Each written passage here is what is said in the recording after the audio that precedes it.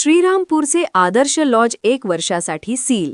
अनैतिक देहविक्री व्यवसायावर प्रशासनाचा कडक प्रहार.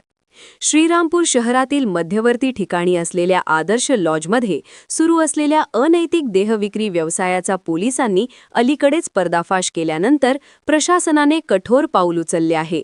उपविभागीय दंडाधिकारी यांनी आदेश जारी करून संबंधित लॉज पुढील 1 वर्षासाठी सील करण्याचे निर्देश दिले आहेत.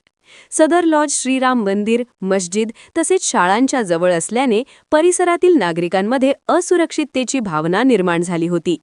यापूर्वीही या लॉजवर अनैतिक कृत्यांप्रकरणी अनेक वेळा गुन्हे दाखल करण्यात आले होते. मात्र लॉज चालक व मालक यांच्या वर्तनात कोणतीही सुधारणा दिसून आली नाही. या पार्श्वभूमीवर जिल्हाधिकारी अहिल्यानगर यांच्या मार्गदर्शनाखाली संबंधित लॉजचा परवाना रद्द करण्याचा निर्णय घेण्यात आला. तसेच पुढील 7 दिवसांत लॉजचा ताबा प्रशासनाकडे घेण्याचे आदेश देण्यात आले आहेत. या कारवाईमुळे शहरातील अवैध धंदे करणाऱ्यांचे धाबे दणाणले असून कायदा व सुव्यवस्था राखण्यासाठी प्रशासन कटिबद्ध असल्याचा संदेश देण्यात आला आहे. परिसरातील नागरिकांनी या निर्णयाचे स्वागत केले असून प्रशासनाच्या धाडसी कारवाईचे कौतुक व्यक्त केले जात आहे.